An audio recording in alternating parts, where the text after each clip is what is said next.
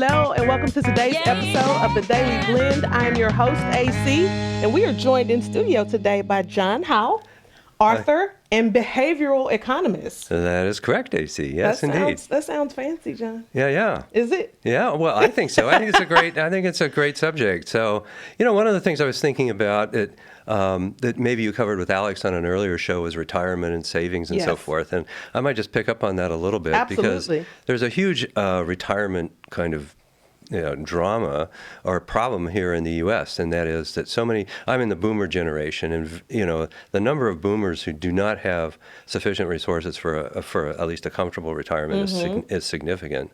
And we've all heard these stats like, so many people don't have, $500 for an emergency repair kind of thing. Right. So I think we might just chat briefly about, how one can increase their retirement savings. And even if you're retired, it's maybe a little late, but even if you're in your 50s and certainly younger, yes.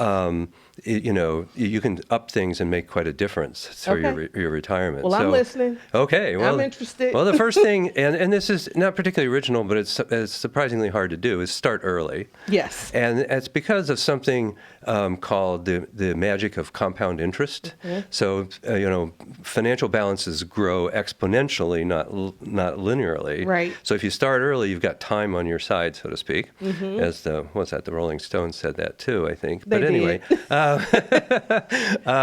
And so, starting early, and then, and also, if you can automate this, so much the better. And there are several ways to do this. One is simply to have, from your paycheck, some withdrawal go directly to a retirement account. So you never see it. You never see it. And it really doesn't hurt so much. And one of the ideas in behavioral economics is that in some loose sense, but important sense, losses hurt us more than gains help us or give us pleasure. I could see that. And so if you put it in your checking account and then you move it over to your savings, that's kind of a hurt. It is. So you're not inclined to do that. You're not. But if it just goes directly, you never see it. You never see it, you never hurt. So Yes. that's one thing. There's and your listeners can Google this, but there's a thing called the Save More Tomorrow plan, which basically commits you to saving more in the future as your wage or your salary goes up. Okay. So there's no immediate pain, and then you sign up for it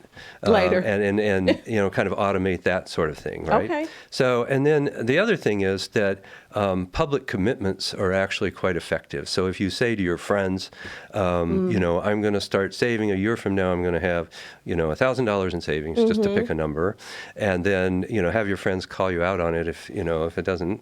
So there are a number of ways to accountability. do that. Accountability. And it's something I hear people talk about accountability with other things.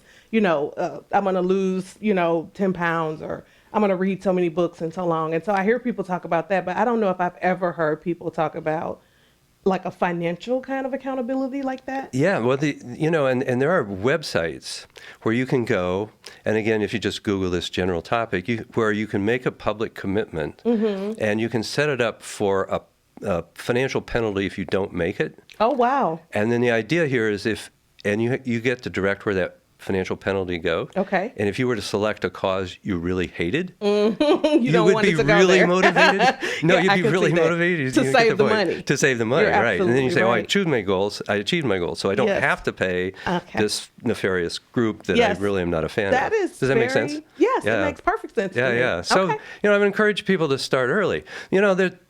There's another aspect to this that I think a lot of people are not aware of, and that is the subject of my most recent newsletter, which was May 1. It's a free newsletter. Okay. Only comes monthly, so it doesn't clog up your inbox. too much. Okay.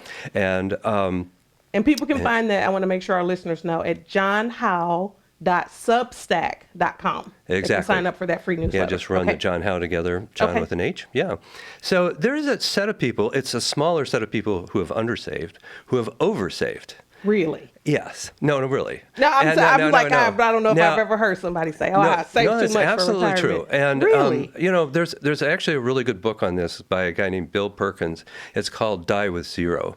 But the basic idea is this, and this probably applies to generations certainly older than yours. And the most obvious example would be people who went through the Depression. Okay. Most of them are not with us anymore. But they have so much fear of running out of money and so forth, that they just spend their whole life savings.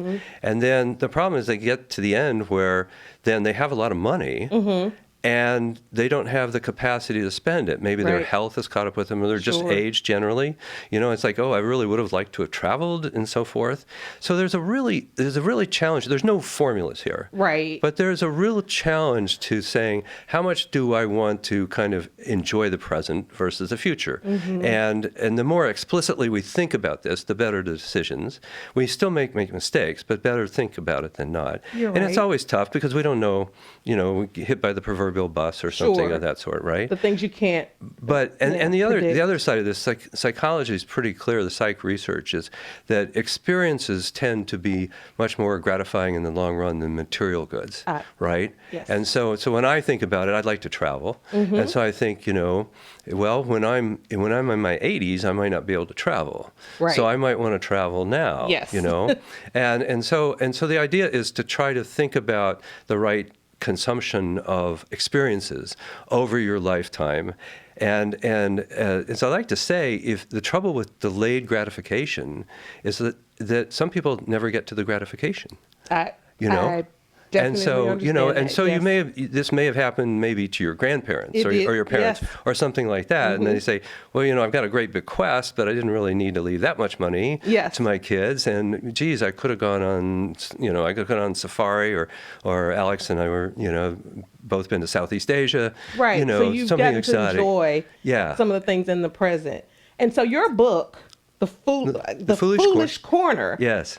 Some of these same concepts you talk about Absolutely. in the book? This is kind of personal financial planning from a behavioral economics viewpoint. Behavioral economics essentially tries to take account of the fact that we are imperfect decision makers. Oh, that is the truth. Right. That is the truth. Well, John, it was such a pleasure to meet you and to talk about these very interesting topics with you. Well, I say thank you. Thank you for inviting me. This has been great fun. I look forward to having you back. Okay. I look forward to being back. That's great. All right.